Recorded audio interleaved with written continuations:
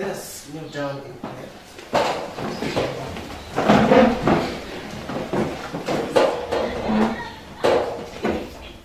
Father, which art in heaven, we thank you once again because of this another opportunity we are going to share your word. We ask that you be with us through your Holy Spirit. Bless the sharing and may you guide us into all truth. In Jesus' name we pray, amen. Amen.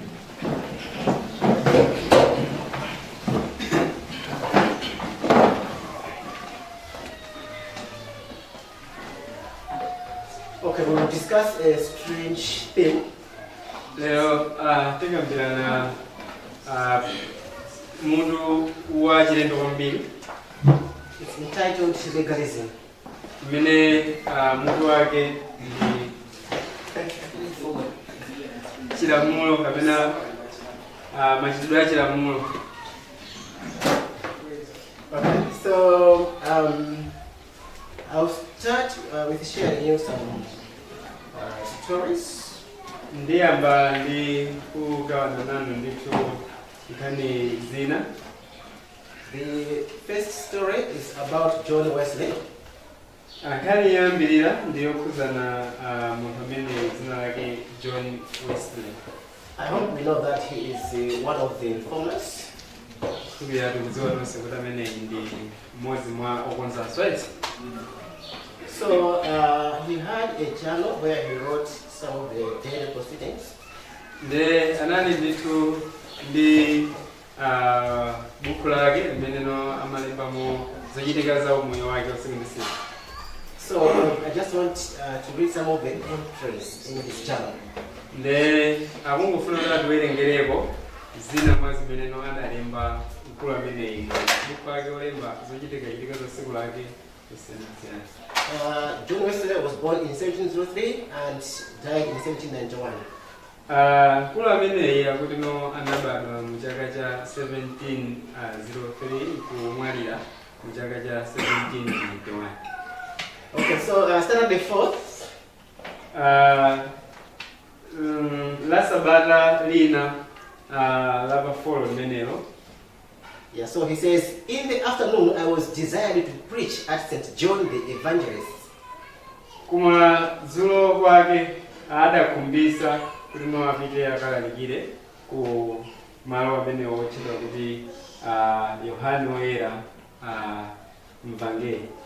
I did so on those strong words. If any man be in Christ, he is a new creature.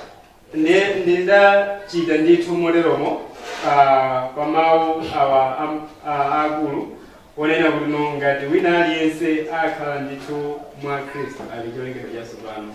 I was afterward informed many of the best in the parish were so offended that I was not to preach there anymore. Akuti kenako chosatira chake mkulu ameneyi John Wesley atalalikira kenako pambuyo pake adazauzidwa naona kuti ambiri mu chalichi chimenechi akuti anakhumudwa kwambiri kotero ananena kuti asadzabwerenso kuzaphunzitsa kumeneko. Does it sound familiar? Okay. So John Wesley says he was teaching about if any man be in Christ, he is a new creature. Nde mkulu ameneyi Wesley ankaphunzitsa ndithu kuti ngati munthu aliyense ali mwa Khristu ali cholengedwa chatsopano. Try to imagine why someone would say never come here to preach again, looking at that kind of sermon. Nde tangolingalirani chifukwa chani munthu wina wake akhoza kunena basi msazapo Yesu zalalikira kuno chifukwa cha mutu unga utero. Let's look to at another entry, Sunday the 12th. Siku lina la Sunday pa 12 pake. He says, I preached at St. Andrew's, Holborn, on though I give all my goods to feed the poor, and though I give my body to be burnt, and have not charity, it profiteth me nothing. Siku limene ndida kuti adakalalikira amene John Wesley ku malo amene otchedwa kuti St. Andrew's, Holborn. amene no andakakhazikika ndithu pamutu onena kuti ngakhale nditapereka katundu wanga yense kuno ndikadyese anthu otsauka ngakhale nditapereka thupi langa lonse kuti no likatenthedwe pa moto koma ngati ndilibe chikondi zipindulitsa chabe. Then he says, all hard sayings, who can hear them? Here too, it seems I am to preach no more. Nde akuti kumene kusana mawu awa akuoneka kuti ngolemera kwambiri angawamvetse ndi ndani nde ukunso tisatira chake amene akuoneka kuti anawuzidwa kuti asadzabwerenso kupita kukalalikira kumene. Continue with the journal. Sunday 7. Sunday linanso lapa 7. I preached at St. Lawrence's in the morning. Adapita chomwesero kukalalikira ku St. Lawrence. And afterward at St. Catherine's Christ Church. Nde kenako anapitanso nthawi ina siku lake lomwelo ku St. Catherine Christ. I was enabled to speak strong words at both. Nde kumene panapasidwa ndithu mwayi no akatere kulankhula mawu akulu m'malo onsewo. And was therefore the less surprised at being informed that I was not to preach anymore in either of the churches. Nde kenako akuti no chosatira chake anali zizimusidwa koma pang'ono chabe kumva kuti no kumene kunso sakuyeneka kupitako kuti no apite akaphunzitse mipingo imeneyo. Sunday 14. Sunday lapa 14. I preached in the morning at St. Anne's Aldersgate. Ndi adakalalikira Wesley ku St. Anne's Aldersgate. And in the afternoon at the Savoy Chapel. Nde masana wake anapita ndithu ku Savoy Chapel. Free salvation by faith in the blood of Christ. Pamutu umenewu wa chipulumutso chaulere chopyolera mu chikhulupiriro mu mwazi wa Kristu. I was quickly apprised that at St. Anne's likewise I am to preach no more. Ukunso zosatira zake ndithu akuti anamuza kuti akulu musabwerenso.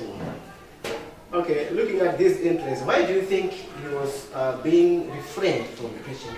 Kuyangana zimenezi mukuganiza kuti nchifukwa chani iye amakanizidwa kuti basi amabwerenso kumalalikira. He was preaching Christ and not a denomination. Thank you very much. So that's true. Wesley was uplifting Christ. Ndiye apa tikuona ndithu kuti Wesley amakwezeka Kristu. Wesley preached about a free salvation. John Wesley amaphunzitsa za kenaka amalalikira za chipulumutso cha ulere. As you may remember, this time the Roman Catholic Church was based largely on works for salvation. Ngati ndikhoza kukumbukira bwino nyengo imeneyi mpingo wa Katolika udakhazikika kunena kuti no chipulumutso chikugonera ndithu pa machitachita ntchito. Their religion was more of a physical other than spiritual. Chipembedzo chawo kwambiri chidagonera pa zochitika zakuthupi osati monga zochitika za mzimu. So anyone who tried to preach about a free salvation, ndiye wina aliyense amene no amayesera kuti angolalikirako pang'ono za chipulumutso cha ulere was asked to preach no more. zimapezeka kuti zosatira zake amalesedwa kuti basi asazalikirenso. Let's read from Luke 4 verse 28. Tuwerenge mabaibulo athu Luka chapter chake cha 4 verse lake la 28.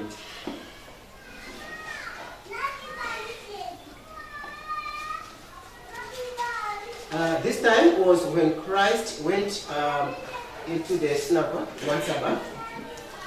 Tawi ndi imene Kristu la sabata lina anakalowa ku msunagogi. And he was asked to read from the scriptures. Ndi anafunsidwa kuti awerengeko kuchokera m'malemba. Then he referred to a prophecy to himself about the Messiah. Nde adautenga ulosi wina wake umene umakamba za Messiah kuti no ukufotokoza ndithu za iye mwini. So on Luke 4 verse 28 the Bible says, "And all they in the synagogue, when they heard these things, were filled with wrath." Luka chapter 4 verse 28 akuti ndipo onse amsunagoge anazala ndi mkwiyo pakumva izi. And on Luke 49, "And rose up and thrust him out of the city, and led him unto the brow of the hill, whereon the city was built, that they might cast him down headlong." Verse 29 nanyamuka nantulusira iye kunja kwa muziwo nanka naye pamutu pa phiri pamene panamangidwa muzi wawo kuti akamponye iye pansi. That was Jesus Christ also being asked not to preach anymore. Uyuso anali Yesu amene no anthu anaona nakuti asazali nsuku. Let's finish our stories with the story that is found in Acts chapter 6 and 7. Tioneko nkhani yomalizira imene no tikhoza kuyikambanso kuchokera ku Mzava chapter 6 and 7. This is about the man called Stephen. Ndi nkhani ya munthu uja wotchedwa Stefano. So he was also accused by the Jews. Nayenso uyu adali wotino amanenezedwa ndithu ndi Ayuda. And he began to explain his sermon or his teachings. Nde adayamba ndithu kufotokozera za chiphunzitso chake. Now it reached a place when the elders were not happy. Nde zidafika ndithu nyengo zona kuti no asogoleri ma elders akumeneku sanali okondwa. In Acts chapter 7 verse 54 to 58 we read, "When they heard these things," verse 54 chapter 7 Acts. Yeah. When they heard these things, Kuma pakumva izi they were cut to the heart, analaswa mtima and they gnashed on him with their teeth. nankukutira mano. But he, being full of the Holy Ghost, looked up steadfastly into heaven, Koma iye kukhala wozala ndi mzimu woyera anapenyerera kumwamba and saw the glory of God, naona ulemerero wa Mulungu and Jesus standing on the right hand of God. ndi Yesu ali kuyimirira pa dzanja lamanja la Mulungu. Okay, how many people did he see? Anaona anthu anga? 2, right? And said, "Behold, I see the heavens opened, Nati taonani ndipenya mmwamba moseguka and the Son of Man standing on the right hand of God." ndi mwana wa munthu ali kuyimirira pa dzanja lamanja la Mulungu. When they cried out with a loud voice, Koma anafuwula ndi mawu akulu and stopped their ears, and ran upon him with one accord, naseka m'makutu mwawo namgumukira iye ndi mtima umodzi. and cast him out of the city, and stoned him. Ndipo anamtaya kunja kwa muzi namponya miyala. And the witnesses laid down their clothes at a young man's feet, whose name was Saul. Ndipo mbonizo zinayika zovala zawo pa mapazi a mnyamata zina lake Saulo. Okay, from the last two narrations, where we see Jesus and Stephen, Nkhani izi ziwiri zimene taona chamwapitopitoku kumene taona nkhani ya Yesu komanso nkhani ya Stefano. it is a question of tradition and truth. Ndi nkhani yogonera pa nkhani yoti aya chikhalidwe ndi choonadi. The Jews were not ready to leave their tradition and to take the truth. Ayuda sanali okonzeka kuti no asiye chikhalidwe chawo ndi atenge choonadi. And the one thing that was common in these cases is that the people were not able to change. Ndiye chinthu chimodzinso chimene chikuoneka ndithu mu nkhani zonsezi ziwiri zichofanana ndichonana kuti no anthu sanali okonzeka kuti no akhale ndi kusintha. Change is very difficult when you are dealing with something that has been there for years and years. Kusintha chimakhala chinthu chovuta kwambiri makamaka wakhala kuti no kwa zaka zochuluka wakhazikika iweyo munthu pa zinthu zimene unali modzi. And it is also very difficult for people to move out of tradition. Then nkovutanso kwa anthu kuti no achoke mu chikhalidwe. That's why this evening we want to look at the theme of legalism. N'chifukwa chake lero lino madzulo ano tifunisa kuti tione pamutu umenewu wa legalism. Very good. So let's try to define legalism. Afuna adivase kuthandauzo la mawu amenewo kodino legalism from the Web Dictionary. Kuchokera mu buku limene lilothandauzira mawu a Chingerezi tukamveke muno mu Chingerezi mo. Legalism is strict conformity to the letter of the law rather than its spirit. Uwu ndi chitidwe wokakamira kapena kuti wokhazikika kwenikweni pa chilemba chenicheni cha lamulocho osati ku mzimu wake. And dictionary.com defines legalism as follows. Le buku linanso lothandauzira nekuti tsamba lina la pa internet lothandauzira mawu a Chingerezi tukamvekenso bwino Chingerezi likuthandauzira motere. It is strict adherence or the principle of strict adherence to law or prescription, especially to the letter rather than the spirit. Ndi kuthandauzira kunana kuti no mchitidwe umenewu wa legalism ndi kumvera kwa mpumpu kwambiri kapena apayi mfundo ya kukhazikika kapena no kugonjera kwambiri kulamulo ndi zokambakamba zake makamaka kulemba osati ku mzimu wake. Okay, I'll try to also explain the way I understand legalism.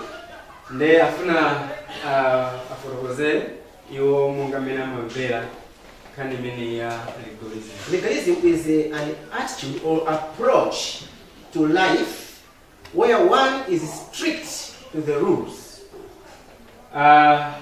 Akunena kuti no legalism ndi machitachita a moyo amene no munthu amakhala ndithu woti alikakaka kwambiri ngokakamira kwambiri pa malamulo ena ake. It is a mindless conformity to a rule regardless of anything otherwise. Ndi nkhani ndithu yongoti munthu wakhazikika kwambiri pa lamulo posatengera zina zonse zimene zikhoza kukhala. In religious circles, legalism is a major problem. Muzochitika za chipembedzo chitidwe umenewu wa legalism ndi vuto lalikulu. There are a lot of things that are done just for legal purposes. Pali zinthu zambiri zimene no zimapezeka kuti no zikuchitidwa koma chifukwa chonona kuti no pangokhala umenewu wa legalism. And people don't ask why. Nde anthu samafunsanso ayi. People just follow the things. Anthu amangopezeka kuti kungosatira izo. So they will tell you that we used to do it this way, so it would change. Nde amangokuza nora basi ifeyo tina khazikika machitachita amene ndese tingasinthe. Legalism is about failure to think outside the box. Chitidwe umenewu wa legalism ndi kulephera tingafotokozeso nono ndiko kulephera kuti no munthu aganize kunja kwa bokosi limene no iye alimo. I have reminded of one incident when we were at an evangelistic meeting. Akuti akumbukirako chochitika china chimene chinachitika ali pazochitika za uthenga. Where some of our friends visited a certain home. Ali pazochitika za utumikizwa kuti no anzawo ena adakafika nyumba ina. So here we are some Adventists, but they used to be Seventh Adventists, but then they joined a different Adventist church or a different Seventh-day church. Kuti pa nyumba imeneyi adakapeza nono kuti no pali anthu ndithu nga achikhulupiriro cha Adventist koma adali Seventh Day Adventist koma zikuoneka kuti adaka yamba mpingo wina uonekanso kuma wacha Adventist choncho. So on this day we were sharing on about who God is. Ndiye pasiku limenera kuti adafika kumawa gawana kumakambirana zona kuti kodi mulungu ndani. So we started teaching them that the Godhead is made of 3 persons. Ndiye adayamba nthawi imeneyo kumafotokozana kuti ayi mulungu ungopangidwa ndi amoyo atatu. So, these people who are in this house, they told us that no, that is idol worship. We cannot accept it.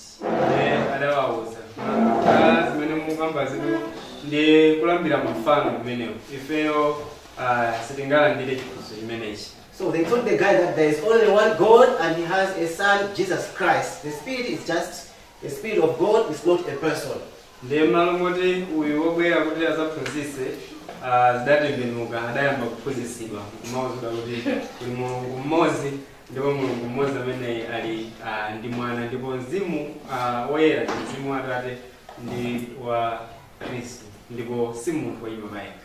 the evening, we used to gather and give reports about how we visited different homes.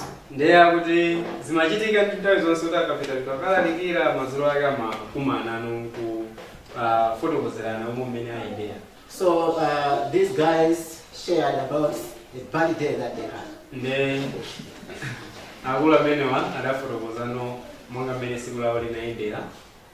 And all of us decided that we should no longer go there. Those people are not interested in the truth.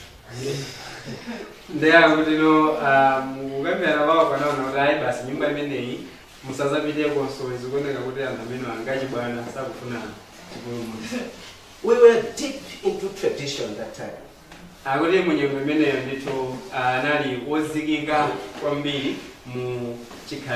We thought that the SDA church is the true church of God.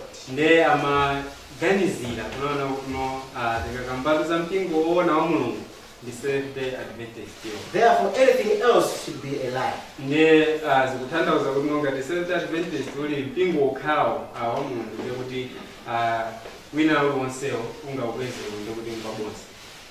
I remember when we were sharing, when we were preaching about the Godhead during the evangelistic meetings.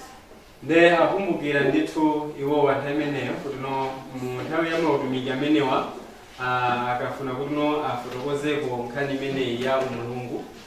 had lots of verses to support that the Father is God.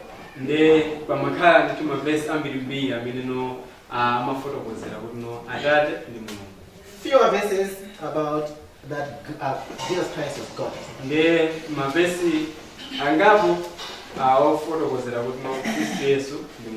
But we struggled to give evidence that the Spirit also is God.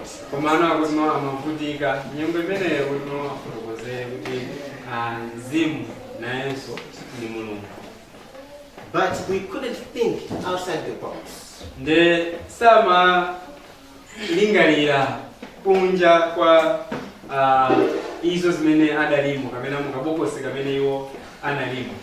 I must say that legalism is everywhere.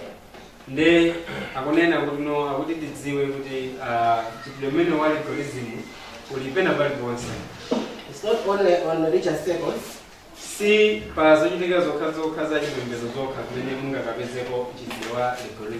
There is also societal legalism.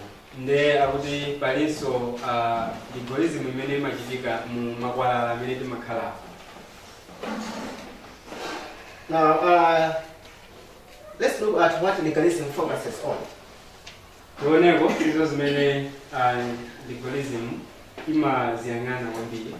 It focuses on the superficial other than the inward principle.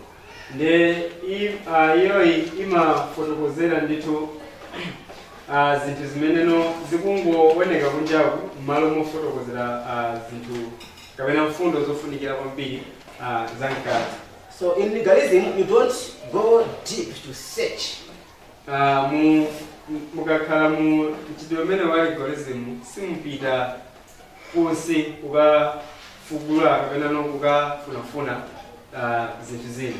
Legalism focuses on the statements that are made other than the principle behind that statement.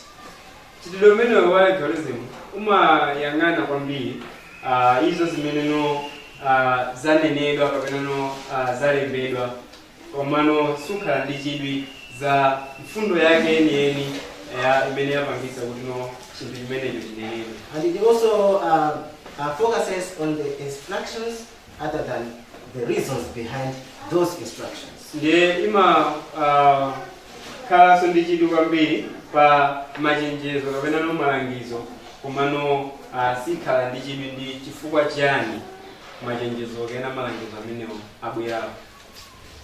Let's read from Matthew chapter 15, verse 1 to 3. Kuelenge kuchoka ku buku la Mateyu chapter chake cha 15 verse lake la 1 kufikira 3. Not there yet. Yeah, go ahead. All right, Matthew chapter 15, verse 1 to 3, we are reading. Then came to Jesus scribes and Pharisees, Mateyu chapter 15 verse 1, pomwepo anaza kwa Yesu afarisi ndi alembi, which were of Jerusalem, saying, kuchokera ku Yerusalemu nati, why do thy disciples transgress the tradition of the elders? ophunzira anu amalumbira miyambo ya makolo, For they wash not their hands when they eat bread. pakuti sasamba m'manja pakudya. But he answered and said unto them, Ndipo iye anayankha nati kwa iwo, why do you also transgress the commandment of God by your tradition? inunso mumalumbira lamulo la Mulungu chifukwa cha miyambo yanu. The Pharisees and the scribes are the best examples of legalism. Apatu tikuona kuti alembi ndi afarisi nawonso apa ali chisanzo chabwino cha mchitidwe umenewu wa legalism. So they saw that the disciples were eating without washing hands. Anaona iwowa kuna akuphunzira Yesu amadya ndithu chokudya koma osasamba m'manja. And they knew that Jesus was there. Ndi Adamu adazindikira kuti kumpasana pali mphunzitsi wawo. Jesus did not rebuke the disciples. Ndi Yesu sadawazuzule ophunzira awa ena. But they rebuked them.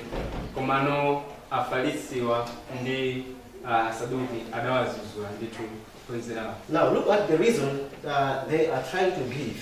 Ndi taonani icho chifukwa chimeneno amanenera izi. They asked Jesus, why do thy disciples transgress the tradition of our elders? Ndi mamufunsa Yesu noti chifukwa chani ophunzira anu kwanya kapenano amalupiranji pa malamulo amakolo athu. Maybe I should ask you a question, especially those who have children. Afuna pega kufunso makamaka kwa iwo amene ali ndi ana. What is your concern when your child does not wash hands before eating? Chimene chimakhala chokudesani nkhawa kwambiri ndi chani pamene mukaona mwana wanu akudya chokudya osasamba m'manja? Infections, right? Okay. Zoyambisa matenda. It's not tradition. But look at these Pharisees. Osati nkhani ya chikhalidwe. Ndi taonani tsopano afarisi awa. They were concerned about the fixed rules other than the reason behind the rules. Ndi iwo watu amayakhala ndi nkhawa pa malamulo ena ake ameneno adayikidwapo osalingalira za chifukwa chani malamulo adayikidwapo. Let's also read from Matthew 23, verse 23 and 24. Matthew 23, verse 23 to 24. We would like legalism is, you can say, it's measuring in minors. Tikoza kunena kuti no nchidomene wa legalism ndi kukuza zinthu zimeneno zidalikale zazing'ono koma kuzitenga ndithu kuti zikhale zapamwamba kwambiri. So in Matthew 23, verse 23 and 24, you have an example where Jesus is rebuking the Pharisees and the scribes. Pamene pa Matthew chapter 23, verse 23 and 24, tionapo Yesu kuwazuzula alembi ndi afarisi. He says, woe unto you, scribes and Pharisees, hypocrites! tsoka inu alembi ndi afarisi onyenga. For you pay tithe of mint and anise and cumin. Chifukwa mupereka limodzi la magawo 10 la timbewu tonunkhira ndi kasabola ndi la chitowe. And have omitted the weightier matters of the law. Nimusiya zolemera za chilamulo. Judgment, mercy, and faith. Ndizo kuweruza, kulungama ndi kuchita chifundo. These ought ye to have done, and not to leave the other undone. Ndi chikhulupiriro, koma zijazo munayenera kuzichita, osasiya izi zomwe. Ye blind guides, which strain at a gnat and swallow a camel.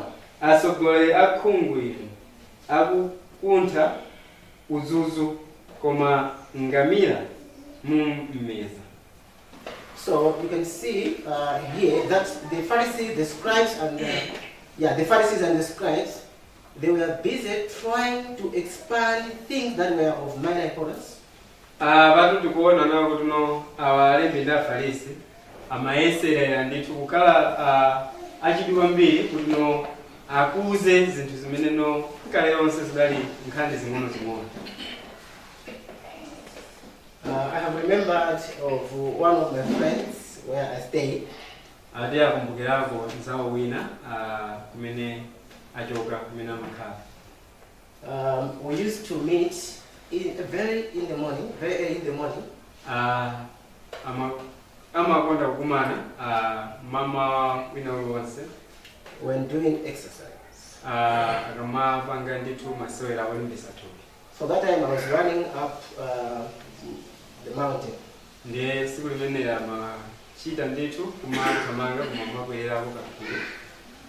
And she too was running up the hill. Naye samachita chimodzimodzi. She's very fat. Ndiye ngonenepa ndithu ngwathupi ndithu kwambiri. So she runs so that she can reduce her weight. Ndiye iye cholinga chake choma achita masewera olimbisa thupi chofuna kuti no achepese thupi lake. So she used to exercise very hard. Ndiye amakonda ndithu kuchita masewera ake olimbisa thupi awapange amphamvu kwambiri. But when it comes to eating, kumana ikafika mu nthawi ya chakudya, she ate like no other one. Amadya ndithu kuti no palibe amene akhoza kupikisana naye. So this is somehow similar, like you are trying to measure on something that cannot help. Ndiye izitu zili chimodzimodzinso ndithu monga nokunena no kukuza zinthu izo zimene no sizingathe kukuthandiza. Now let's look at legalism philosophy. Tiyang'ane pafundo imeneyi yonena kuti no legalism maphunziro. It's okay. So legalism usually looks at what should be done. Legalism imayang'ananso kuna kuti chimene chikufunikira kuti chichitidwe ndi chani. So in legalism, the only question that is asked is what should be done. Ndiye legalism funso lokhala limene no limafunsidwa ndilonana kuti no chofunikira kuti chichitidwe ndi chiti. What are the disciples supposed to do? They are supposed to wash their hands. Chimene no kuphunzira chamene ngono no achichite ndicho chona kuti ayeneka kusamba manja basi. So legalism usually answers what question? Ndiye legalism ndithu nthawi zambiri limayankha funso limene ono kuno ndi chani chofunikira kuti. It does not ask about why or how. Mchitidwe umene usufunsa nana kuti ndi chifukwa chiyani kapena no zingachitidwe motani zinthu zimenezi. And this is why we have problems with change. Ndiye izitu nchifukwa chake anthufe timakhala ndithu ndi vuto kwambiri ikafika nkhani kuti no tiyeneka kusintha. Because if you know why something is done or how, you may change. Chifukwa chonana kuti no ukangodziwa icho chifukwa chimene no china chake chikufunikira kuti chichitidwe moteromo. But if your only question is what, then you will only do the answer is what? Koma ngati chidu chako kwambiri chili pa nkhani yonena kuti no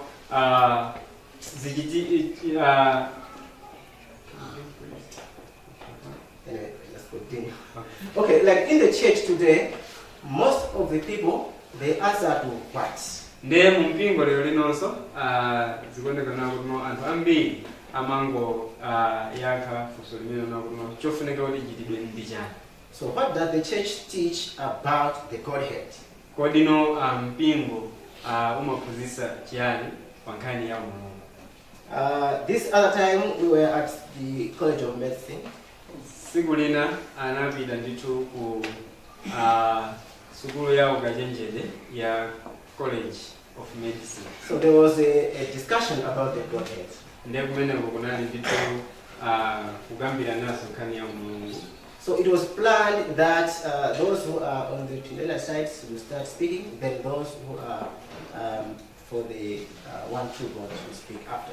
Ndiye chikonzero cha kumeneko chinapangidwa na kuti no amene amakhulupirira za Trinity ayambe afotokoza kaye nkhani zawo, kenako amene amakhulupiriranso za Mulungu mmodzi afotokoze no pambuyo pake. So they began to teach about the Trinity doctrine. Ndiye awa Trinity wadayamba ndithu kufotokozera chiphunzitso chawo chautatu. But they spent the whole afternoon. Koma chidachitika nchonena kuti no nthawi yonse basi ya madzulo inapezeka kuti no yatengedwa ndiwo. Then they said, we're giving you 10 minutes to defend your doctrine.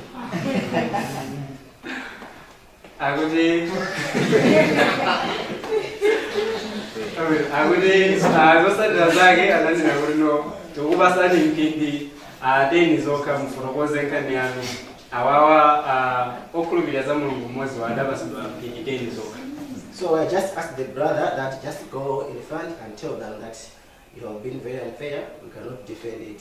After all, the Trinity doctrine, we already know it. This is the new one, which needs more time. Akuti chimene chosadira chake chimene adachita adangomuuza Mzava amene akuti ambwana pita kusogolo kangofotokoza kuti basi apapasi tilankhulanso chifukwa nthawi ndiyochepa simunachitire ubwino kumbali yathu. So there was one guy who was like the lead. Ndiye panali munthu wina amene amaoneka kuti anali osogolera. So he just said, what does the church say about the Godhead? Akuti amene osogolera anangofunsa kuti kodi mpingo umanena zoti chiyani pa nkhani imene ya Mulungu. What does the fundamental belief say? Kodi mfundo zathu zikulu zoyendesera mpingo zimati chiyani. So the whole people say, well, it's Trinity. Ndiye akuti no anthu onse amenemu anayankha ndithu no naliya nkhani ziwiri kumenemu ndi nkhani ya utatu. So he said there's no need for discussion. Ndiye apatu ananena kuti no apatu palibe basi chifukwa chofunikiranso kuti tizikambirana. So the meeting was closed. Ndiye mkumanowo unasekedwa. That's legalism. Imeneyi ndiyo chisanzo cha legalism. It doesn't need to ask about why or how. Sifuna ndithu kuti ifunse kuti no chifukwa chiyani nanga zachitika motani. Legalism is blind conformity to the rule. It is enough. Nothing more. Chitidwe mmenewo wa legalism ndi ukhoza kuleredwanso nana kusatira ndithu malamulo kwa khungu kumaona tuna kuno basi kusatira kumeneko kukutikwanira. So legalism is about what I am supposed to do.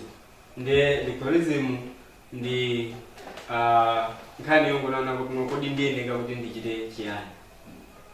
Okay, so it doesn't ask why do we wash hands. Sifunsa kuna kuti ndi chifukwa chiyani tikusamba timayeneka kumasamba m'manja. It just asks what are we supposed to do.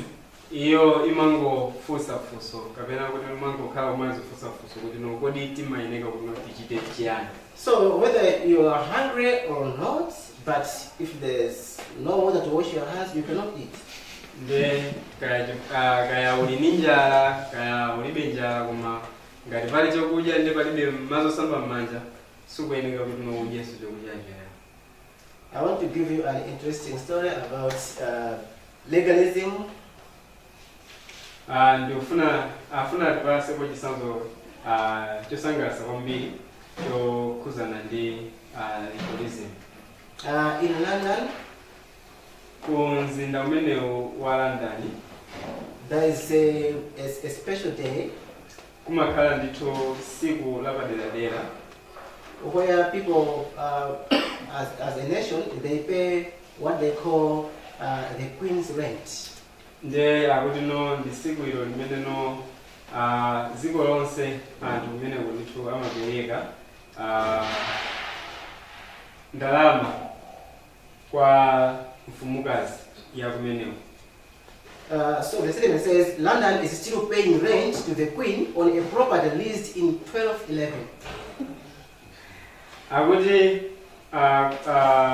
kumeneko ku Londoniku anthu adakapereka ndithu ndalama ya lendi kumupasa mfumukazi Queen zimene no nkhani yake ndi amalo amene no anaperekedwa mu chaka chimenecho cha 1211.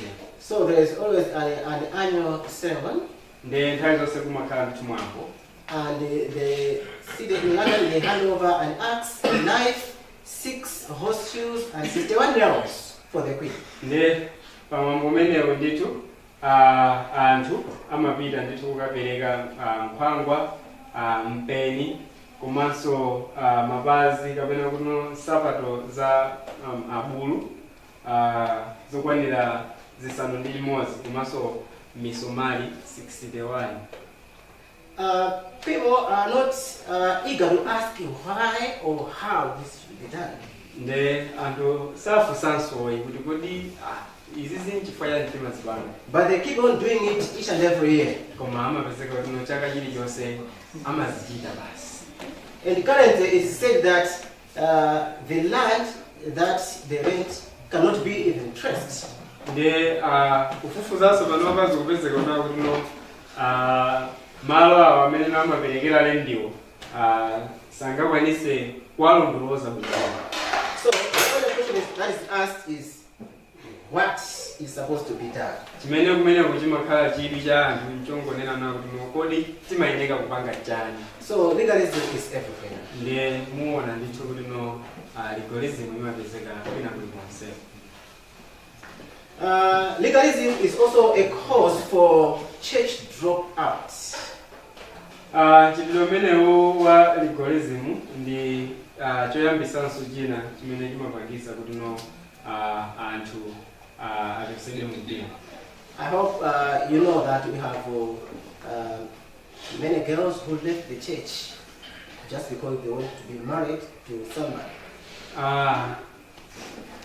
Tikhulupirira tikudziwa tosonana kuti alipo asungwana ambiri amene no anapezeka kuti anasiya chikhulupiriro chifukwa chonaona kuti no adafuna kuti akakwatire ndi mwamuna wina wake. And sometimes we wonder, how can somebody do this? Nde nthawi zambiri anthu timazifunsa naza iye wachitiranji zimenezi. It is because of not knowing why or how. Ndi chifukwa chonaona kuti no iye sadadziwa naona kuti no ayeneka kuchita izo chifukwa chake. So after realizing that they used to conform without reasoning, they drop out. Nde akazindikira naona kuti no amangozichita zinthuzo mongozisatira osalingalira kenako basa maona kuti apa ndikoza kusiya palibe vuto. God is an intelligent being. Nde Mulungu ndi wanzeru zakuya kwambiri. And he wants us to worship him intelligently. Nde amafunanso naona kuti pamene ife tikumulambira timulambire ndithu mwanzeru. We should stop conforming to things just because they were there. Nde tisiye kungosatira zinthu kapena kungogonjera ku zinthu chifuna kuti no zinthu zidalipo. Pastor Virgil has emphasized many times. Abusa Virgil akhala kuzinena izi mochulukirapo. Encouraging us to study for ourselves. Kutilimbikitsa ife naona kuti no tiyeneka kukhala owerenga baife tokha. Let's learn to ask why things are like this. tiyeni tiphunzire kuti no tizizifunsa kuti no nchifukwa chani zinthu izi zikuchitidwa mu njira yotere. If we don't understand why, ngati sitikumvesesa kuti no nchifukwa chani, soon or later we will hear that so and so is back to the Trinity doctrine. ngati sitikumvesesa kuti no nchifukwa chani, posakhalisa pa mwina tikhoza kuyamba kumva sonana kuti auje ndi auje abwereranso kukakhulupirira za utatu oyera. Because they didn't understand. Chifukwa tinana kuti no sadamvesesa. They did not read for themselves. Sadawerenge iwo payoka. We already have friends who have dropped. Tiliko kale ndi mabwenzi ena amene no adasiya izi. And we have some who have chosen to be very inactive. Nde pali ena amene no anangosankha nana kuti no iwo asamaonekere nsoyi. And we wonder why. Nde maka kumazifunsa na kuti nchifukwa chani. This message is very sweet. Uchenga ulukoma ngokoma kwambiri. But some people have chosen to make quiet or even to drop the message. Koma nzodabwisa nana kuti no anthu ena asankha kukhala chete komanso ena kusiya kumene. Isaiah 1 verse 18. Yesaya 1 verse lake la 18.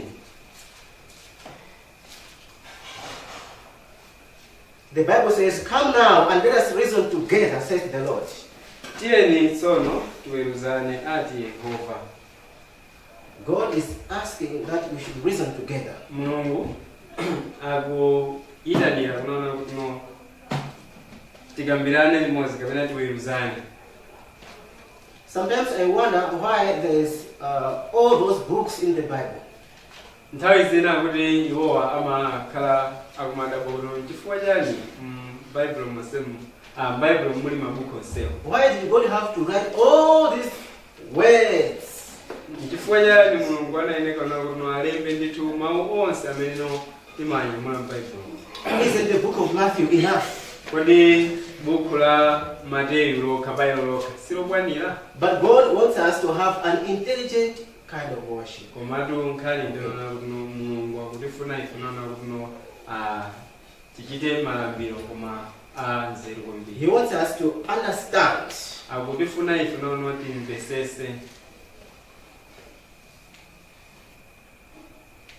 But maybe the question will come, why does legalism look so appealing? Why does it appeal many times? Ndenanga chifukwa chani wa legalism umaoneka ndithu kuti no ngwabwino kwambiri. Legalism creates a counterfeit appearance to faithfulness. Ndi chifukwa chonena kuti no mchitidwe umenewu wa legalism umapanga maonekedwe achinyengo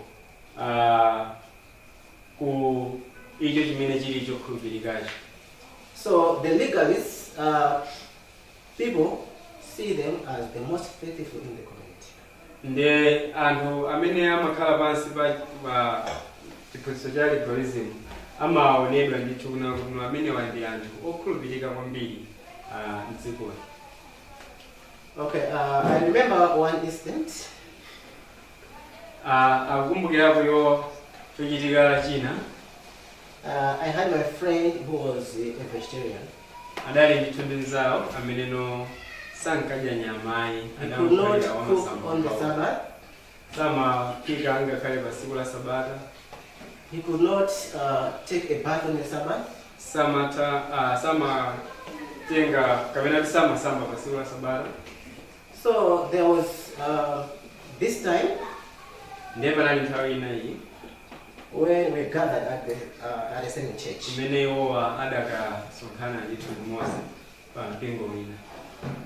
Everybody brought his or her food.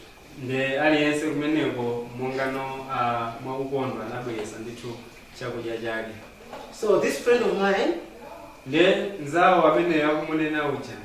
opened my container. And he found that there was fish in there. And he shouted, "Oh, death in the pots!"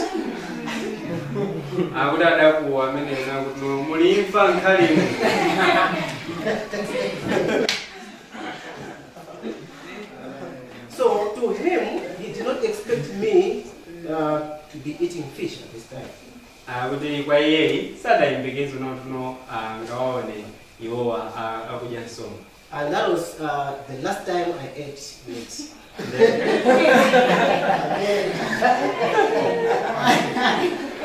Akuti zochitika zimenezi zidapangisa no basi kudya kwawo nyama komaliza mkale tsiku limene. I became a total vegan on the same day. Kuti no siku lake lomwelo adasiyiratu china chilichonse I don't know how to prepare vegetarian meals. sankadziwa kuti zokudya zazomeramira angamaphike motani. I felt in my heart that I was a step behind from reaching heaven. Adaziona ndithu kunaona kuti ayi ali makwerero ndithu angapo kuti afikire pa mulingo ofikira kumwamba. So that is what legalism does. Umudu ndimo mmene legalism imachitira. Either it can make you to judge others, ikoza kukupanga ninu kuti muweruze ena ake, or it can make you to take a certain step even without asking why. Kapena ikoza kukupangisa nunana kuti mu tenge kwerero lina lake lazochitika koma osafunsanso kunana kuti ndi chifukwa chani kapena zichitike motani. Legalism is akin to salvation by works. Mchitidwe umene wa legalism ndi mbale ndithu wa chicha china chimene chikunenedwa nati chipulumutso koma kupyolera mu ntchito. So I have listed some of the things that have been made very legalistic in our days. Nde ayika ndithu apa zinthu zina zimene za pangidwa masiku ano kukhala ndithu zachilamulo kwambiri. So the scribes and the Pharisees were tithing meat. Monga muchataonera tapeza unaona kuti alembi ndi afarisi ankapereka chachikumi cha kasabola. So Jesus said that these were minors. Ndi Yesu adawauza unaona kuti komatu izi ndi zinthu zing'ono. Because they could not make anyone to be saved. Chifukwa izi sizimampanga munthu kuti akathe kupeza chipulumutso. But the Pharisees took themselves to be better because they were able to pay tithe even of those little things. Komatu afarisi adazitenga iwo kukhala oyenera chifukwa iwo amakwanisa ndithu kuchita zinthu zimenezi. Let's read from the 2 Corinthians chapter 10, verse 12. Tuwerenge Korinto wachiwiri Chapter 10, verse 12. Korinto wachiwiri chapter 10 verse lake la 12. Okay? Yes. Okay. The Bible says, "For we dare not make ourselves of the number, Pakuti sitilimba mtima kuziwerengera kapena kuzilingalira tokha ndi ena ayiwo, or compare ourselves with some that commend themselves. Amene avomeresa okha. But they measuring themselves by themselves, Koma iwowa poziyesera okha ndi iwo okha, and comparing themselves among themselves are not wise." ndi kuzilinganiza okha ndi iwo okha alibe nzeru. So in legalism, people try to measure themselves with themselves. Nde mu chochitika chimenechi kana muchitidwe umene wa legalism anthu amayeserera ndithu kuzilingalira iwo okha poyesezeranso iwo okha. When you take a certain step, ukatenga inu kwerero lina lopita chitsogolo, you begin to feel that will make you more acceptable for God. Zimayamba kenako kukupangisa kuzindikira kunaona kuzimva kunaona kuti zimenezi zikupanga iwe kukhala olandiridwa pamaso pa Mulungu. So in legalism, you measure yourself so that other people may think that you are more Christian or you're much better. Nde mu legalism iwe wekha umazika pamuyezo pamulingo nkumadziona kuti abatu anthu tsopano akhoza kumandiona kuti no ndiliko ndithu wabwino zedi. Okay, let's look at legalism versus personal preference. Nde tiyang'ane tsopano legalism ndi nkhani imene ya zongosangalasidwa kapena zokonda za munthu. So there are some times when we do other things that we prefer. Pali nthawi zina zimene timachita zinthu zimene no tazikonda. For example, I have put that picture of mine. Monga mwachisanzo kuti chifunzikiro pamene mukuchionacho ndi chawo. So this is how I dress each and every Sabbath. Ndiye momwe mmene iwo amavalira ndithu la Sabata lililonse.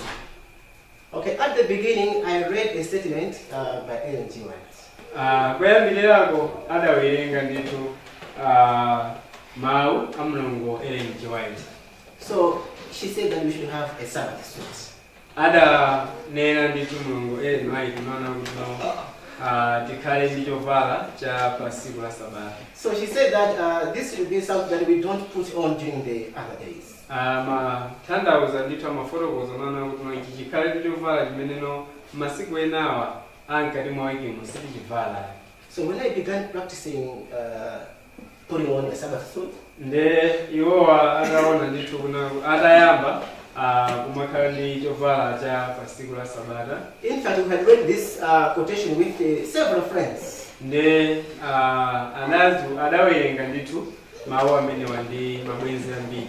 But I was wondering that they were not putting on a Sabbath suit. Koma chinali chodabwisa kwa iwowa kuona kuti mabwenziwa samakhala ndi chovala cha pa Sabata chimenechi. So I was becoming a little bit bitter. Nde akuti iwowa mumtima mwawo adayamba kukhala kwambiri ndi mkwiyo. So that is legalism.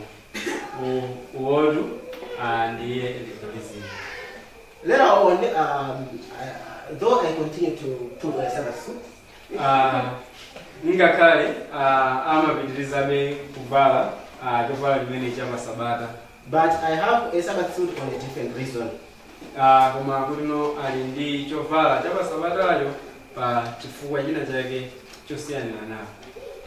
So this time around, I don't have problem with somebody putting on whatever you put on. Lero lino iwowa alibe vuto ndi wina aliyense ameneno akhoza kuvala monga ameneno wavalira.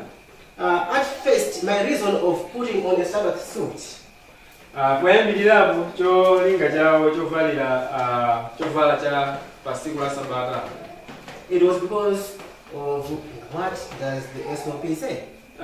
Chidali chifukwa chongonera nawo kuno kodi mzimu wa chinenero. I did not ask why. Sadafunse kuno ndi chifukwa chani. But later on, when I asked myself, why do I do these things? Nde kenako kupita kwa nthawi atazifunsa iwo kuno chifukwa chani ndimachita izizi. Then I realized the reason behind. Nde kenako adakazindikira chifukwa chani. And when I was convinced, nde atakhala ndithu osimikizika, I continued having a Sabbath suit. adapitirira kumakhala ndi chovala cha pa Sabatachi. But this time, knowing why I'm doing it. Komano nthawi iyi akumadziwano kuti no chifukwa chani akuzichita zimenezi. Such that when I see somebody not putting on a Sabbath suit, I'm not worried. Nde kotero kuna akamona wina lero lino sadavale chovala cha pa Sabata sakhala kukhumudwa. Today, it is just my personal preference. Nde kwa lero lino changokhala ndithu chongokonda cha iwo. I cannot impose it on somebody. Sangathe kuchikakamiza chinthu chimenechi pa munthu wina wake. It is my preference. Ndi chokonda cha iwo. You can also have your preferences. Inunso mukhoza kukhala ndi chokonda zanu. I know there are some people who don't like putting anything on top of their Bible. Alipo anthu ena amene sakondweresedwa kuyika chinthu china chake pamwamba pa Bible lawo. Do you think God will be angry with you if you put a phone on top of your Bible? Kodi mukulingalira kuti no Mulungu akwiya nanu kwambiri chifukwa no mwayika china chake pamwamba pa Bible lanu? Yes or no? Will he be angry? No.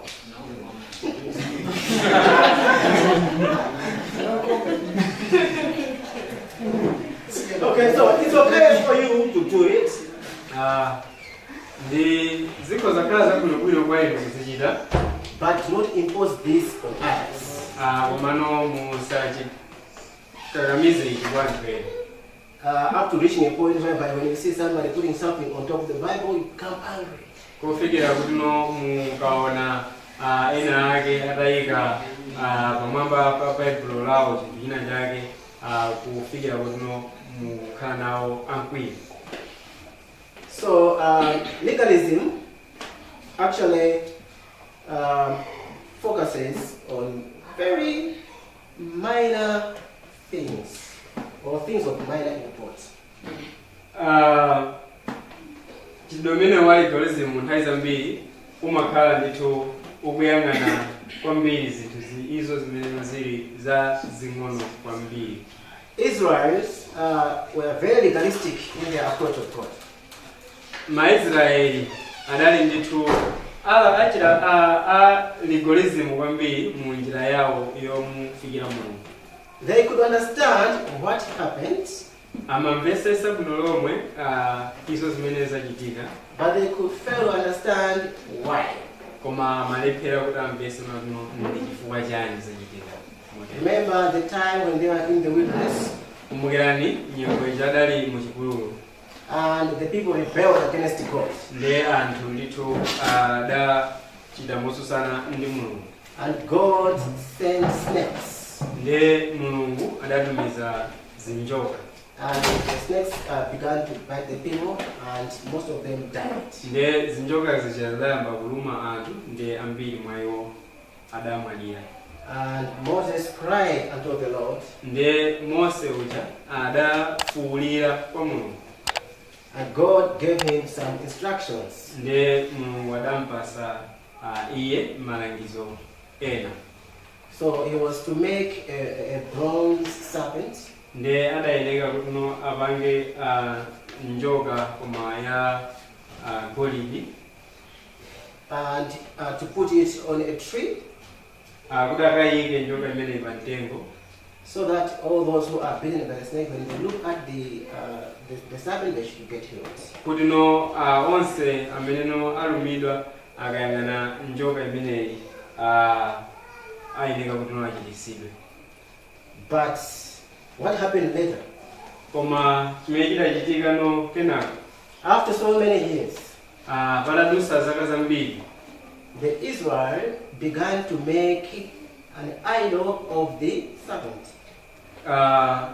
Aisraeli adayamba sopano kumapanga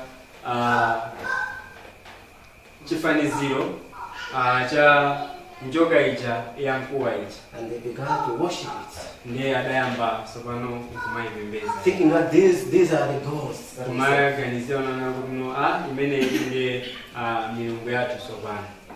They understood what happened. Adayambesesa icho chimene chidachitika. But they did not understand why it happened. Koma vuto dano kuti no sadambesesa no nchifukwa chani zinthu zimene zochitika ndichichi. Let us always reason.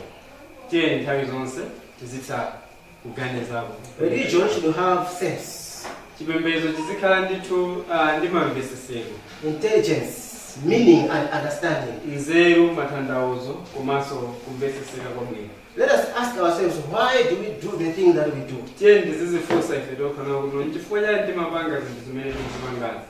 Why should we that always the one who is preaching should be in the middle, the one taking the first prayer should be here? Why? We should ask ourselves. Tizizifunsa kuti nchifukwa chani kumakhala dongosolo limenelo kuti no akolisita akhale kumapetoku, olalikira akhale pakati, wopanga pasanya ngakhale chakumapetoku. Nchifukwa chani zimayenda dongosolo lodera. I will not talk about the tie because he already mentioned it. I will not talk about the tie because Vinci talked about it. Kulisa kula zatai wanganda palai kwa Pastor Vinci wanagamba kale za chimeneji. Okay, what's the root of legalism? Nde sopano muzu wake wenweni wa legalism ndijani. Legalism is largely because of ignorance of God. Legalism wanguno ndiyote kufana kuno ya gonera kwambiri pa kusanziwa Mulungu. And this results into mindless obedience. Nde zosatira zake chimakapezeka na kuno cha balankhani ya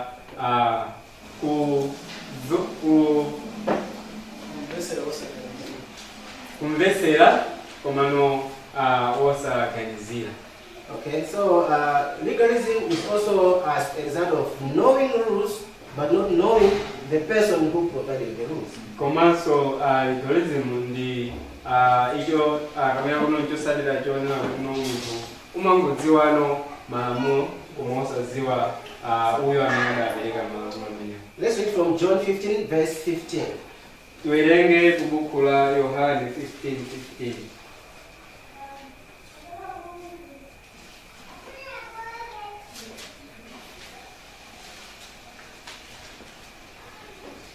Are you there? Okay. Henceforth I call you not servants. Ndipo Okay, John 15:15.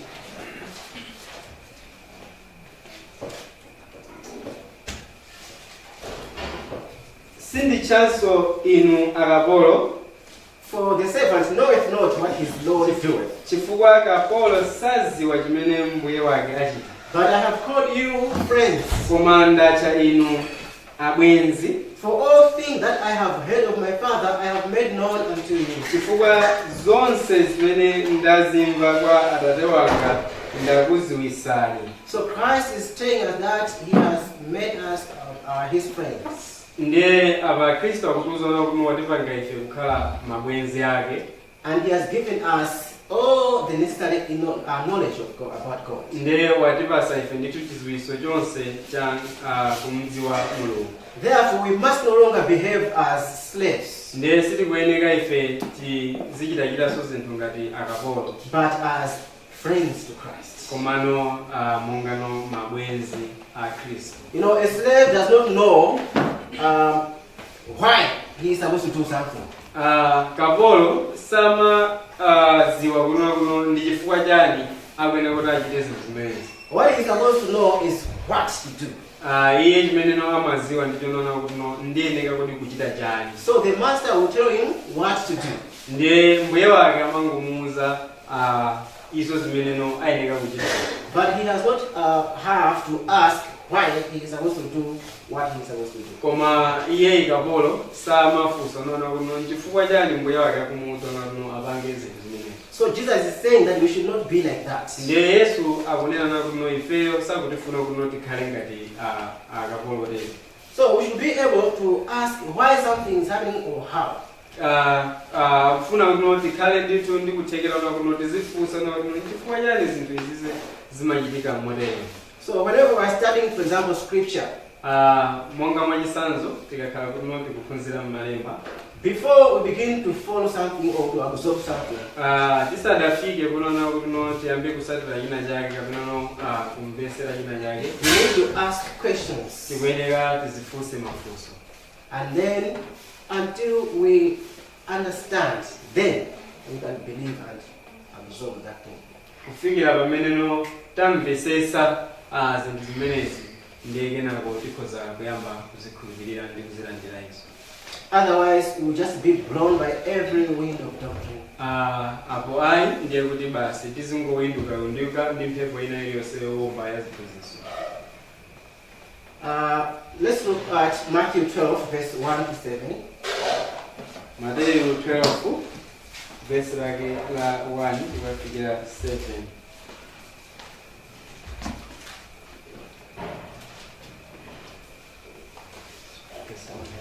So this is the same time that the disciples were eating without washing hands. Nthawi yake yokhayo ndichakawerenga kale nakuti akuphunzira amadya zakudya komosasamba m'manja. So I want to look at verse 7 where Jesus said something to the Pharisees. Nde pa verse 7 pa ndi pamene tikhalizike kwambiri pamene Yesu ananena mawu kwa Afarisi. He says, but if ye had known what this means, koma mukadadziwa nchiyani ichi, I will have mercy and not sacrifice, ndifuna chifundo si nsembe ayi, you would not have condemned the guiltless. simukadaweruza olakwa iwo osachimwa. So Jesus was trying to accuse them of following the rule without mercy. Abatu Yesu anali kwaneneza iwo pakusatira machenjezo kapena no malangizo kupandapo chifundo. The Pharisees, the best question they could ask was like, why are these disciples doing this? Chinthu chabwino chimene no afarisiwa adakazifunsa nkunana kuno nchifukwa chani Not just rebuking. osangofikira kuzunzula kuweruza. So Christ was trying to show them that the Father's heart was greater than the rule. Kristu adafunisa sopano kuno aonese kuti mtima tu wa Atate ngwa ukulu kwambiri kana kuti no izo zili mu mtima wa Atate zazikulu kwambiri kuposa malangizo amene. In legalism, people forget God while acting as if they know God. Mu chitidwe wa legalism anthu amamwiwala Mulungu ngakhalebe amachita zinthu zomaoneka ngati mwana uno akumuziwa Mulungu. Okay, participating in gatherings, kumakhala nawo mikumano, preaching, kulalikira, while inside you know that you don't know God. komano mkati mwa mtima wako kumadziwa kunona kuti no sukumudziwa Mulungu. That is legalism. Imene inde legalism.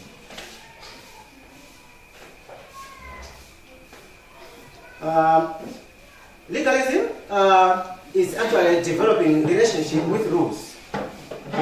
Legalism makamaka tu ndiko kukhazikitsa ubwenzi ndi malangizo, Even commandments, regulations, and rituals, which are also called the letter. komanso malamulo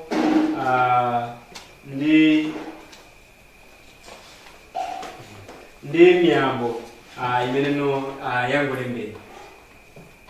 Today we have people who are making friends with the Bible other than the author. Lero lino tili ndi mabwenzi amene no akupanga ndithu ubwenzi ndi Bible mo kuiwala kupanga ubwenzi ndi olemba Bible. It has made some people to believe that receiving the Spirit of God is actually absorbing Scripture.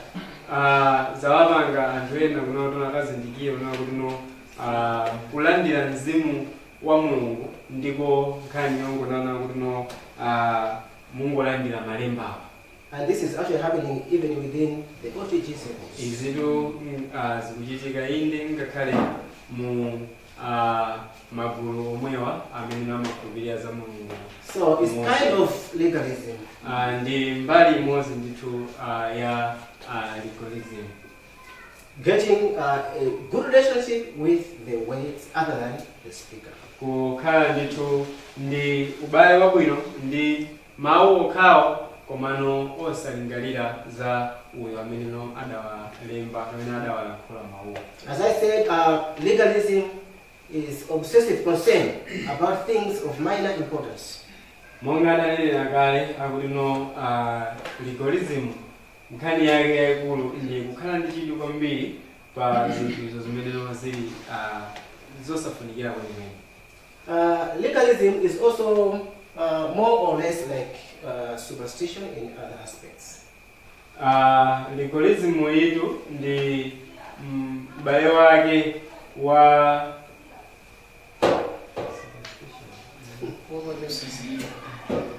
akuti kuopa chosadziwika. So it actually focuses on the outward. Ndiye iyo imakhala ndi chidwi ndi zinthu zochitika zakunja zokha. So this is me in the north. Mene akulu amene mukuona penepoyo ndi akulu amene akulankhulawo. So I'm putting on my sweater with an M. Avala ndithu kajuzi yawo yolemba ndithu chilembo cha emu. So this time we went to the north to look for a place for country living. Mnyengo yi akudada pita ndithu kumpoto kumene amakasakasaga malo okuti akakhaleko. So we went to a certain friend Danapita kwa bwenzi wawo wina who has been there. He's full of experience. amene wakhala ndithu okhalisako kumeneko. Now when he saw me, Nde kulu amene atangowaona iwowa you know, he took me by the hand akuti adagwira padzanja and he told me, brother, ndananena kuti mbalepo look at your shirt. tayang'ana ndithu chovala chakochi. Maybe I should ask you, what does that M stand for? Mzava. Ah, it's not Mzava. It's not Russian. Okay, but what this man told me was that this M is for masonry.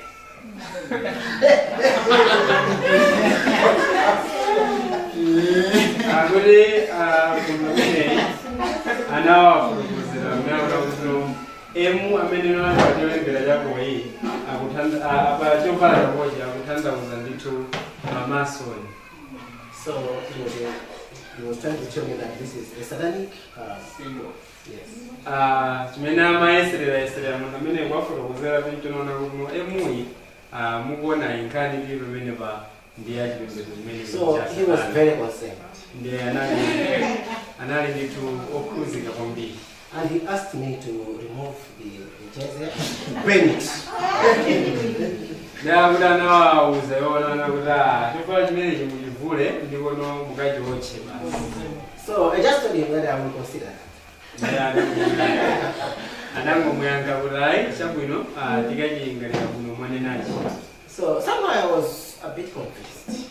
Nde akuti pang'ono pokha ndithu anali wotino adavomerezana nazobe. But when we were traveling back, koma kenako ali munjira yawo yobwerera ku nyumba, one of my friends started to discuss the same issue. Nde wina mwa azinzawo amene ali nawo anayamba kukamba nkhani yake So kakhala. he said, what are you going to do? Nde adawafunsafunsa kuti nde apo pano mupangaiza. I told him, bang. Nde anamuyankha nawo kuti ayi apatu palibenso choyenera kuti nchite china, ndakangofika ndikukoleza moto basi chovala chitenthe. But he said, don't do that, just give it to me. Don't waste it. Nde akuti munthu amene ananena kuti akulu musakachiotche yayi changu ndipasani ine ndizikavala. So the good news is that I still have it.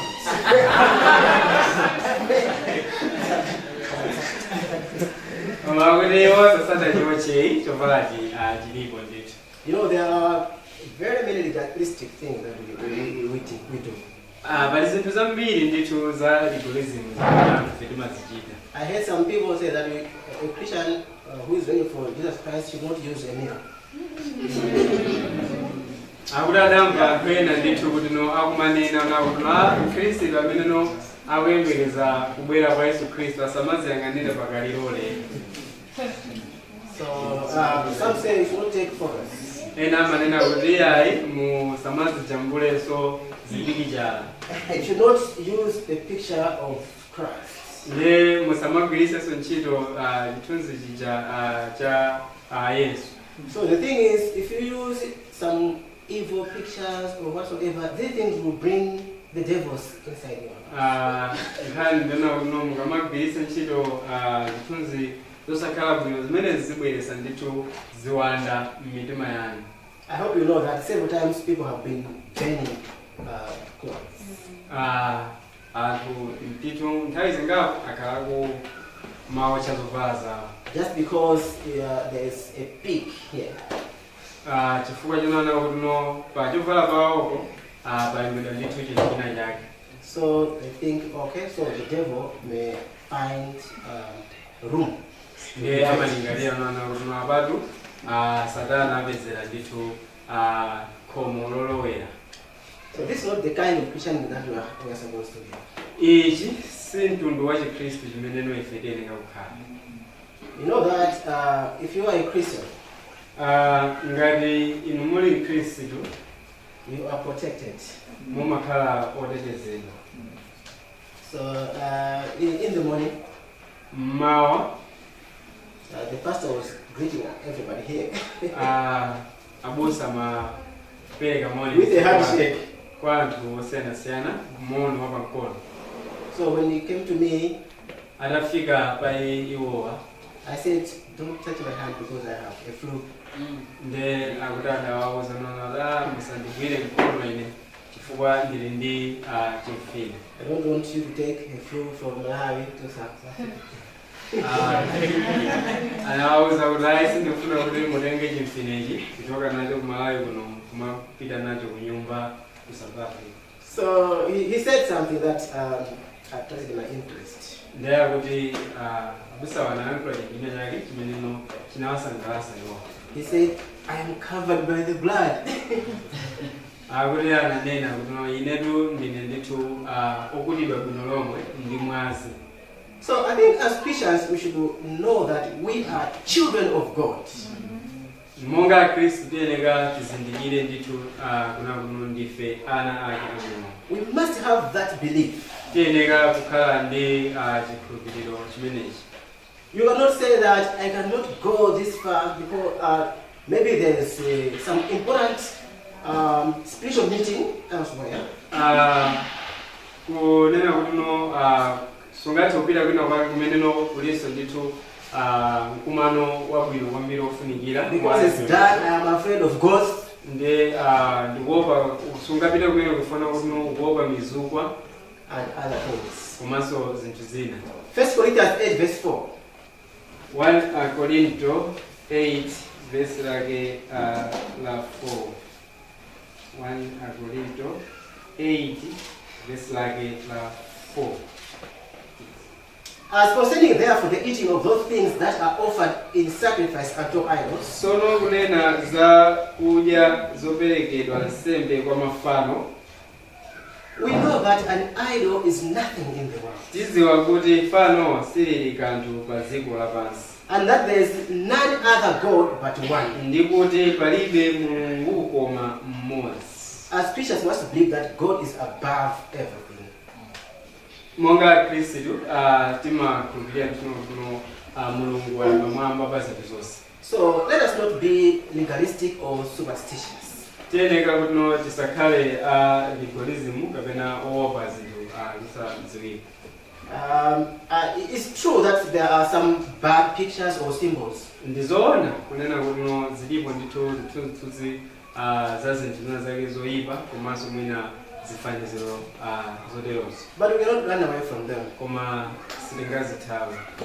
For example, my laptop, Monga akuli chisanzo laptop yawoyo.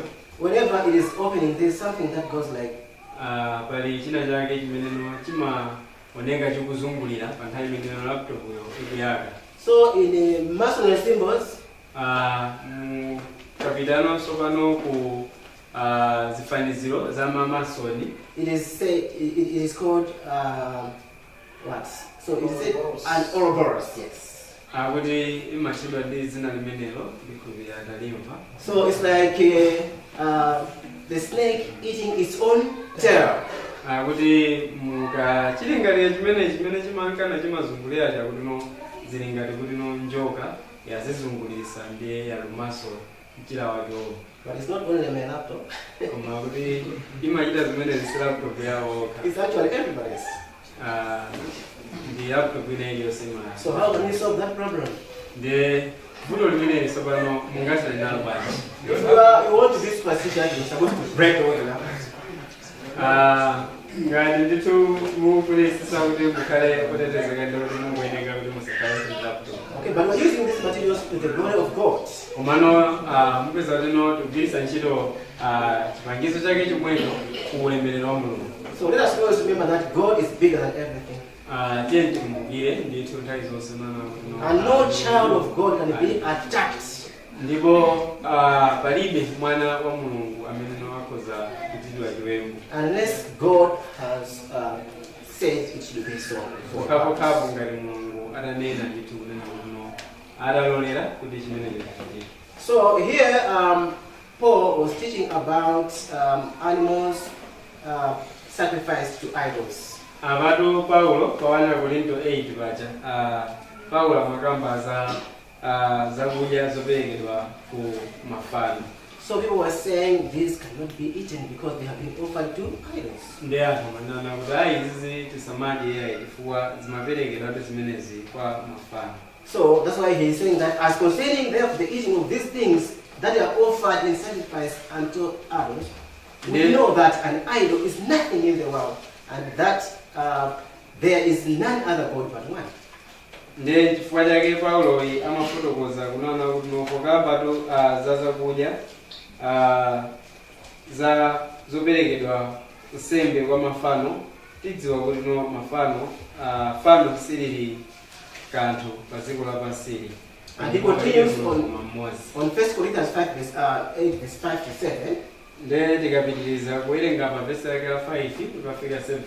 He says, for though there be that are called gods, pakuti ngakhalenso iliko yoti yonenedwa milungu, whether in heaven or in earth, kapena mmwamba kapena padziko as there be gods many and lords many, monga iliko milungu yambiri ndi ambuye ambiri. but to us there is but one God, the Father, Koma kwa ife kuli mulungu mmodzi Atate, of whom are all things, amene zinthu zonse zichokera kwa iye, and we in him, ndi ife kufikira kwa iye, and one Lord Jesus Christ, ndi ambuye mmodzi Yesu Khristu, by whom are all things, and we by him. amene zinthu zonse zili mwa iye ndi ife mwa iye. Howbeit, Verse 7, komatu there is not in every man that knowledge. chidziwitso ichichi sichili mwa onse. For some, with conscience of the idol unto this hour, eat it as a thing offered unto an idol, and their conscience being weak is defiled. Koma ena ozolowera fano kufikira tsopano adyako monga yoperekedwa nsembe kwa fano. So Paul is emphasizing on the point of the knowledge of God. Let me just finish. Ndipo chikumbumtima chawo popeza mchofoka chidesedwa. Okay, Paul is emphasizing on the importance of knowing God. Ndipo Paulo kukhazikika kwambiri pa mfundo ya kufunikira kumudzi wa Mulungu. Okay, so as children of God who know God as a Father, Ndiye monga ana a Mulungu amene tikunziwano Mulunguyo monga no Atate, we don't have to be superstitious. ndiye sitikuyenera kukhala ife omaopa zinthu zosadziwika. And we should not think that we can defeat the devil by using physical stuff. Ndiye samalingaliro na kuti ndikhoza kumugonjetsa mdierekezi pogwiritsa ntchito zinthu zina zake zooneka kunjako. Some people use crosses to chase the devil. Ndiye ena amagwiritsa ntchito mitanda kuna kuti kumampitikisa Satana ndi mitanda imeneyo. And some of us use our Bibles. Ndiye ena mwa ife timagwiritsa ntchito Bible lathu. I will speak with my Bible on my head Ayi ndikagonako ndi Bible kunsi kwa pilo choncho. to chase away the devil. Kuti The no devil. ziwanda zitalikire. No, that is an impossibility. Zimenezi ndi zinthu zosatheka. You need God, Mukufunikira Mulungu. not the physical things. Osati zinthu zooneka kunjako. Even the mere mentioning of Christ cannot chase away the devil. Ngakhale kutchula zina la Yesu kokha sikuti kungamuthamangitse You mdierekezi. need to be in a relationship with him. Mukuyenera kukhala mubwenzi mubale ndithu ndi iye. So there are a lot of legalistic things that are happening. Pali zochitika za legalism zambiri zimeneno zikuchitika. This other time I was busy studying about the shade of the earth. Siku lina kuti adakhala ndithu ndichiduka mbiri kuti no aphunzire kwafufuze kuona kuti kodi dzikoli ndi looneka motani. Is it round or is it flat? Kodi dzikoli ndi lozungulira kapena no lili ndithu latyatyatya lopanda kuzungulira kulikonse. I went so deep into this. Nde adankamwa kuya ndithu ku zinthu zimenezi. But I was a bit confused this other time. Nde siku linaili adakhala osokonezeka kwambiri. There was, as I was downloading videos that talk about the flathead. Nde ali ndithu mkatikati mo peza mavidiyo amene amafotokozera za nkhani yakuti dziko ndi la flat. I came across a certain ministry. Nde adafika ndithu pa utumiki wina. And this ministry is cherishes the one true God message as well. Akuti notu utumiki umene kana ministry imeneyi nayonso imakhulupirira ndithu uthenga umene wa Mulungu mmodzi. So in this video they emphasized a lot about the flathead. Nde mu video imeneyo anakhazikika kwambiri pa nkhani unaona kuti no dziko ndi la flat. And they connected it to our salvation. Nde anayi lumikiza nkhani imeneyi ndi nkhani ya chipulumutso chathu. They said you cannot say you know the true God. Amanena na uno ayi simunganena na uno mumanzo Mulungu wona And believe a lie.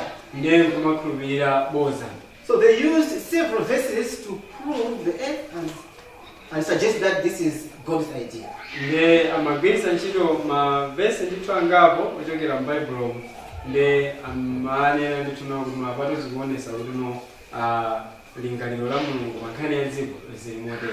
No one knows the shape of the earth. Nde akuti no palibe amene akudziwa kuti no kodi dziko ndi loonera motani. So it is very legalistic to apply it to the issue of salvation. Nde izitu zili ndithu za nchitachita omwewu wa legalism kuti no munthu akatenge nkhani imeneyi ayiphatikize ndi nkhani imeneyi.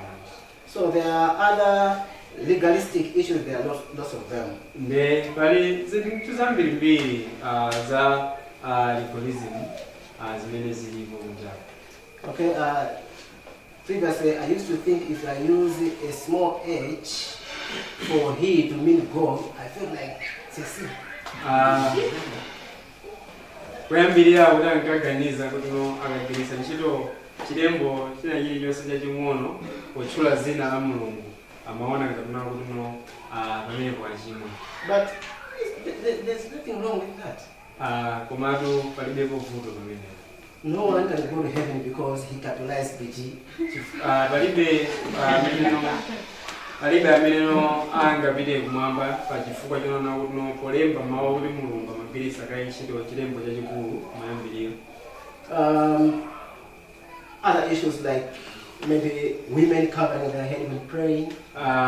Chinthu zina ngati anthu akazi kuphimba mutu mwawo pamene akupemphera. All this just answer to the what question and not the why. Nde kuti izi zonse zimangoyankha ndithu nkhani yoti ndi chani koma osati nchifukwa chiyani. I want to talk something as I come to an end about anti-legalism versus liberalism. Kufuna kufotokozerano nkhani ya kususana ndi legalism koma osati kumasuka. Yeah. Kumasuka. So sometimes while trying to be not legalistic, nthawi zina anthu poyesayesa kuti asakhale mu mchitidwe umene wa legalism, you can fall into the other extreme of liberalism. Nde umapezekanso kunaona kuti no watayikira kwambiri kupitanso ku mlingo wina wazachitika. Currently there is an issue between with homosexuality. Pakadali pano pali nkhani ndithu imene ikumveka kwambiri nkhani ya maukwati amuna okhaokha kapena akadzi okhaokha. Liberals say that, oh God, everything is lawful. Anthu olera amanena nawo kuti ayi china chilichonse chabwinobwino. As it says in 1 Corinthians 6 verse 12. Monga zikukambidwira ku Akorinto oyamba chapter chake cha 6 verse lake la 12. All things are lawful unto me, zinthu zonse ziloledwa kwa ine, but all things are not expedient. koma si zonse zipindula. All things are lawful for me, Zinthu zonse ziloledwa kwa ine, but are not be brought under the power of any. koma sizilamulidwa nacho chimodzi. So Koma sindizalamulidwa nacho chimodzi. while we were speaking against legalism, Pameneno tikulankhula mosusana ndi nkhani ya legalism, it should not make us to be liberal. zisatipange ife nono kuno tikakhale amfulu kwambiri. It should not stop us from kneeling down and praying. Sizoti zimenezi zitichose ife pa mchitidwe omagwada pamene tikupemphera. As long as we understand why we are doing certain thing, Kapo ngati kuti no ifeyo tikumvesa bwino lomwe chifukwa chani tikuchita zinthu zoterozo, then we can continue to kneel down tikhoza kupitirira kumagwada as long as we know why. pokapo titamamvesa kunaona kuti no ndi chifukwa chani. Some people may kneel down because they are answering to a what. Anthu ena akhoza kumangopeza kuti angogwada chifukwa chinaona kuti no iwowo chimene akhazikika kuchinaona kuti no paja timachita chani. So that will be legalistic. Zimenezi zidzathandiza kunaona kuti no iwowo ali mu mchitidwe umene wa legalism. It will make you even to kneel down maybe while you are walking on the road. Izi zingakupange ndithu ngakhale kuti iweyo ukagwade pansi ngakhale pa nthawi imene ukuyenda mu msewu wako. You may fail to pray while on your bed because you think, oh, I haven't knelt down. Ukhoza kumva kunaona kuti no pakufunikira kuti mpemphere koma chifukwa kuti no muli pakama yanu mwagona kumaona kuti pasingapemphere sinnagwade. You are being legalistic. Apatu munthu makhala kuti ndithu wa legalism. So while we are speaking against legalism, Ngakhalebe tikulankhula mosusana ndi legalism, but we should know that whatever God declared to be good remains good. koma tikumbukire nthawi zonse kunaona kuno icho chimene Mulungu adachinena kuti ndi chabwino. If he says homosexuality is not good, it remains not good. Ngati atanena Mulungu unaona kuti no kuwatirana anthu amuna kwakha kapena akazi okhawokha si chinthu chabwino, zikhalabe kuti no si chinthu chabwino basi. Above all things, Pa zonse let's finish with John 17 verse 3. tiye timalize ndi Yohane 17 verse 3. And this is eternal life, Koma moyo osatha ndi uwu, that they may know thee, the only true God, kuti akadziwe inu Mulungu wona yekha and Jesus Christ, Yesu Khristu whom thou hast sent. amene mudatuma. Now, let us always have a better knowledge of our God. Tiye nthawi zonse tikhale ndi chidziwitso chabwino chomudziwa Mulungu A wathu. knowledge of God is much, much better than the rules. Chidziwitso cha pa Mulungu ndi chinthu chabwino kwambiri kusiyana ndi malangizo. God says, I desire mercy. Mulungu akunena kuti ine ndikufuna chifundo. And in our language we say knowledge is power. Kulankhula kwathu timanena mwambi wonena nawo kuti chidziwitso ndi mphamvu. If we know God, we will be able to do the right things. Ngati titandziwa Mulungu tikhala othekera ndithu kuchita zinthu. But if we don't know Him, Koma kudapezeka kuti nosili kunziwa, we will do things legally. tikapezeka kuti tikuchita zinthu mwachilamulo basi. Okay, let me say I have a brother, he's Billy. Afuna kutidziwitsa kuti no ali ndithu ndi m'bale wawo muno Billy. If I hear from somebody saying that Billy was saying that you are a fool, Atangomva iwowa kunaona kuti no wina ake akuwauza naona kuti kumatu Billy amatiuza naona kuti no inu chisiru kwambiri. I will not believe them Akuti iwowa sangakhulupirire because I know my brother. chifukwa amadziwa. Knowledge is very important. Chidziwitso ndi chinthu ndithu chofunikira kwambiri. Let us know God tiye ntidziwe mulungu. As we study the Bible, we should know who God is. Pamene tikuwerenga baibulo tizidziwa icho chimene mulungu ali. And we have answers for the most of our questions. Ne tikhala ndi mayankho ku mafunso athu ambiri. Let us pray.